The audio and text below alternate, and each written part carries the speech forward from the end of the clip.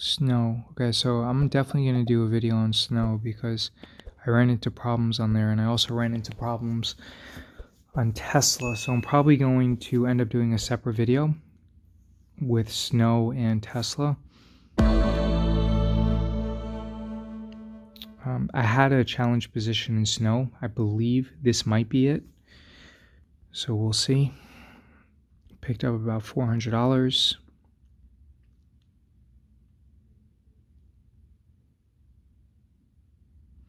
Here you can see that I rolled it up by 10 bucks.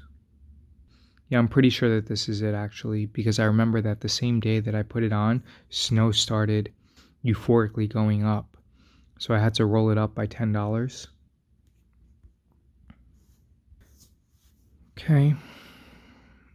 So here with Snow, what I did was I bought back the 430 and the 317, and I rolled it up by $10 to the 440, and then I financed it by increasing the put strike by about $37.50, it looks like. So obviously I was much more concerned about the call side than I was on the put side, because I effectively just increased the call side by $10, but then I gave up $37.50 of premium, or rather $37.50 of protection and safety net on the put side, and I received a small credit for it of 31 cents. So rolling trade with Snow, I closed out the existing 317.5 by 430 call, and then sold the 355 put by 440 call. The benefit is that I get an incremental $10 of safety net on the call side.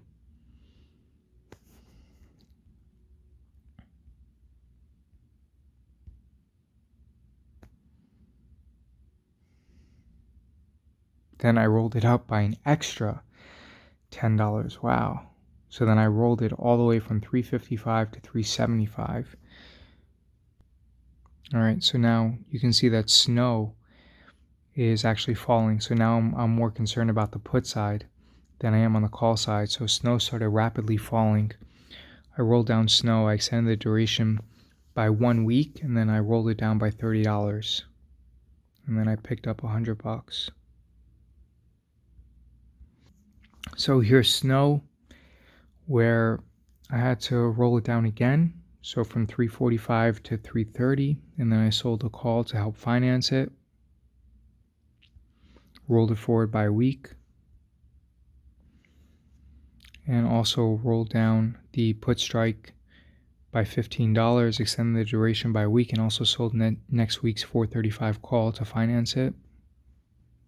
Here's another adjustment of the Snow call, where let me see what I did. Okay, so I closed out the 435 and the 330, and then I rolled down the call option by $45 in order to pick up an incremental $20 of safety net on the put side, and I also extended the duration of both the call and the put by 1 week. All right, so that's a little bit of a tricky structure, but I essentially extended the duration by 1 week, and then I reduced the call side strike by $45, and all of that, the collection of the premium by extending the duration by 1 week and also rolling down the call side from 435 to 390 was used to reduce the 330 put strike down to 310. So I was clearly very worried about the short put option on Snow, and I kind of used all the tricks in the book in order to extend the duration and also to roll down the call side in order to give myself $20 of additional safety net on the put side by rolling down the short put strike from 330 to 310. All right, here's another roll on Snow.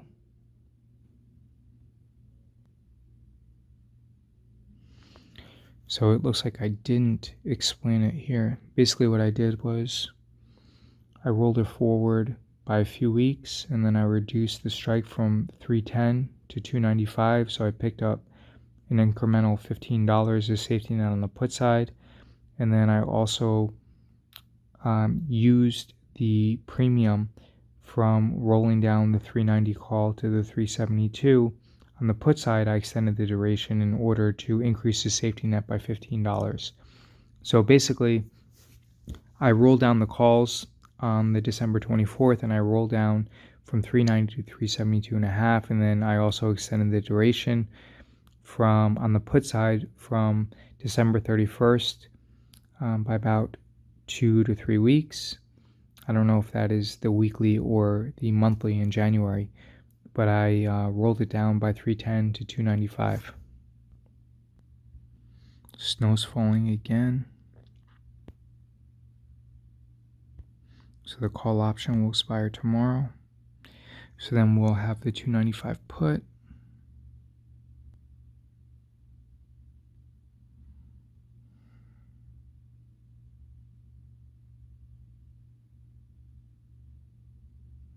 Then I'm discussing what my plan is for snow. It didn't work out that way. Snow fell all the way to, I think, like 260 or something. So you'll see in the second video how I had to manage that. But it's always good to have a plan with challenge positions, because if you don't, then the positions end up becoming very stressful. So for snow, I extended the duration by 1 week, and I also reduced the strike price from 295 to 290. Rolled it forward by 1 week and reduced the strike by $5, picked up an incremental 10 cents or $10 per contract. Then it looks like I rolled it again. So here what I did was I rolled it from 290 to 282, and then I financed it by selling the 345 call option. So a short dated call option. Here I rolled. You can tell I was frustrated because all I wrote was managing. That was my third roll for the day on snow, so you can tell I was very frustrated. And I just wrote managing. Oh man, let's see what I did. So it looks like I rolled down the call option by $5, and then I extended the duration by 1 week, and I rolled down the put by $5. So I rolled it forward by 1 week and reduced the strike by $5, and I also reduced the strike on the call by $5, picked up a tiny credit of 1 cent or $1 per contract.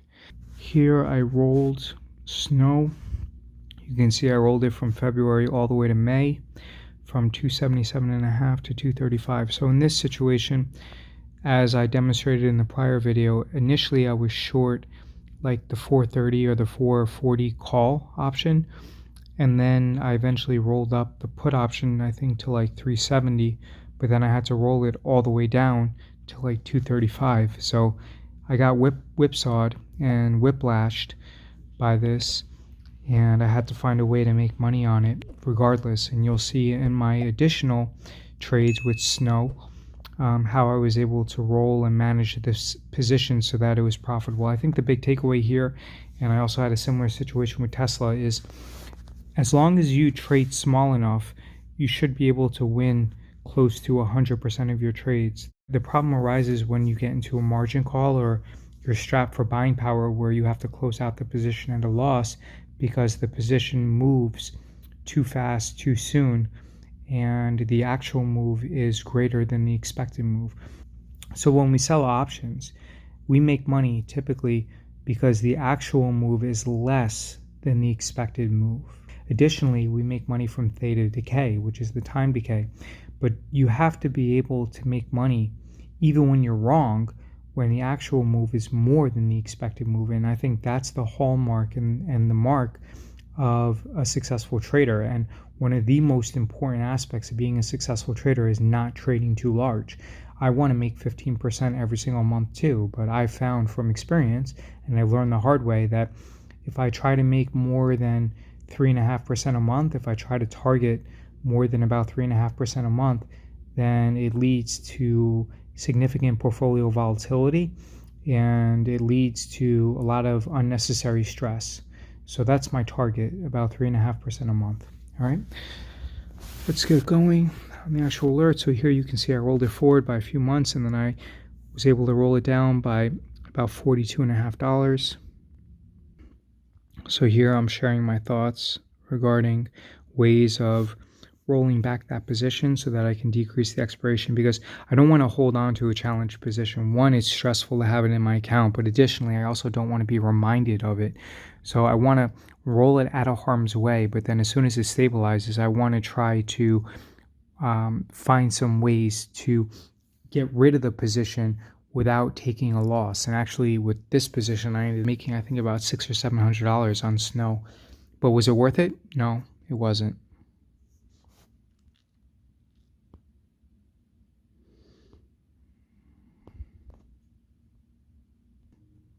So here you can see with SNOW where we start dialing back and rolling back in the expirations, okay? So here we rolled it from May to March, and we picked up a credit. So we rolled it in by 2 months. Increased the strike by $20, but I decreased the duration by 2 months, all right? Okay, so here's what I did with SNOW. So I rolled managed SNOW. I decreased the duration by 3 weeks and financed that by increasing the strike by $10 and selling a short-dated strangle that expires next Friday. So basically, as long as SNOW stays between 257 and 375 by next Friday, then all is well. And if SNOW goes up a lot, then it'll help us too, since we have 2 puts in the position. If next week's position expires, then I may try to reduce the 265 strike on the February 26th, but we'll see what happens. All right, so I bought back the March 19th. So originally this position, remember, I rolled it out, I think, to May, and then I sold the 265, and then in order to finance that, so I only would have to increase the strike price by $10, I then sold the 1 week 257 put and the 375 strangle, and this filled for 24 cents, and this turned out to be a good trade. So remember, I reduced the duration from May all the way to February 26th. I bought back SNOW. Closing trade for SNOW. I think I made about $600 net on SNOW. Was it worth it? Definitely not. But if you're a member for a while, then I highly encourage you to study this trade, because we rolled SNOW from 440 calls to the 255 puts, and we made money. So we were able to bend with the massive volatility and still manage the position. I may do a YouTube video on it because it's very educational.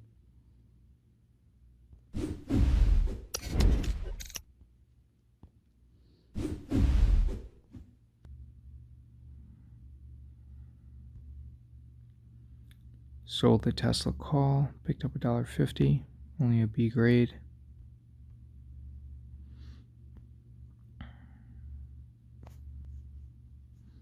Here's the profit on Tesla. Tesla calls, B+. Rolled this position to pick up an extra $220. That was the original position.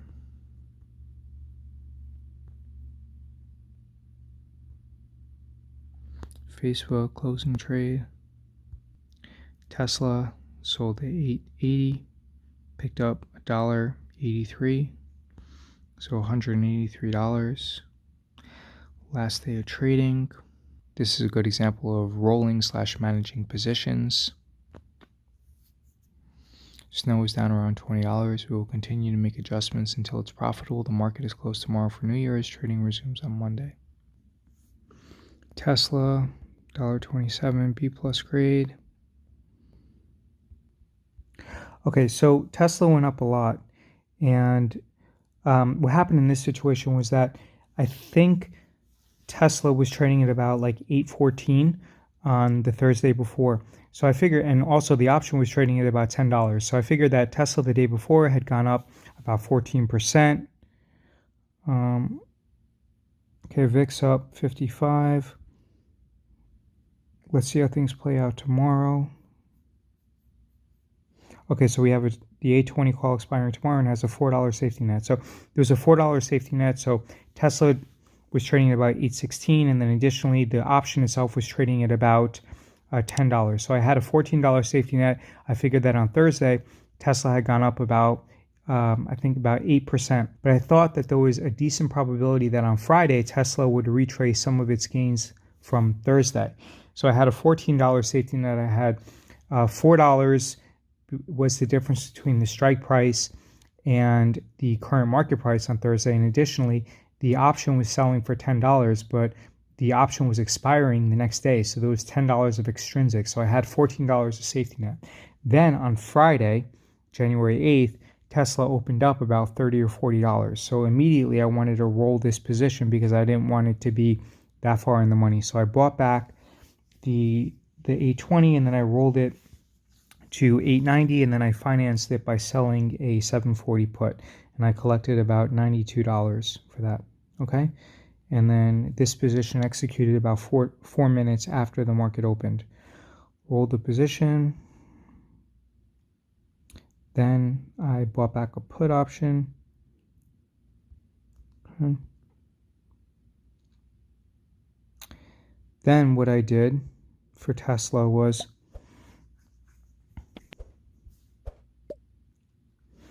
I rolled the existing 525 puts to 640, and I used that credit in order to increase the strike price by $10. Was that a good trade? No, not really. I mean, I pretty much give up, I assume, significantly more risk just for increasing the strike price on the call side by $10. I don't think that was a good trade. Did it work out? Yes, but was it a good trade? I don't think so. I mean, anytime you're going to give up $85 to, and for 3 contracts, so significantly more risk just to pick up $10 of call premium, I don't think that was a good trade. Roll the 880 to 890. So I have 2 other problematic 890s, and I finance up by rolling up the profitable puts while also closing out the existing put contract for a profit. All right. Then what I did was I closed out the 880, which was expiring that day, and I sold the 635. So this actually was a good trade. So at this time, Tesla was trading, I think it was probably trading at about 840, but I just didn't want to take a chance. So I closed out the 880, which was expiring later that day, and I closed it out by selling the 635. And I figured that I'd rather be long Tesla by selling the 635 put than being short Tesla, considering how much it had gone up over the past few days.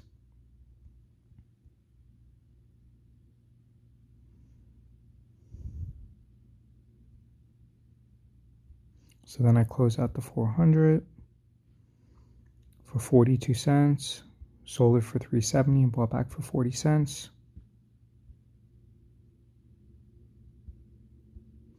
So I made a mistake. I sent the wrong trade, but sold for 264 and bought back for 10 cents. So to summarize, the positions to watch are 2 of the 890 calls that expire next week, and those are the problematic ones, and 1 of the 1020 calls that expires in 2 weeks. Snow is no longer an issue, so that went up, which helped a little bit just to reduce the stress, because when you have challenged positions, you really don't want to deal with the mental anguish and the stress of having to manage them.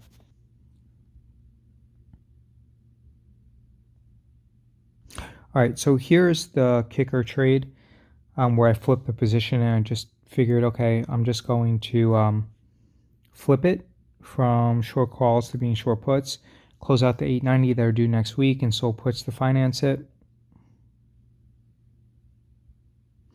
This would be a lesson why it's important to leave a lot of buying power. We win virtually all our trades, but what happens when a stock goes up or down 20% in 2 days, actually?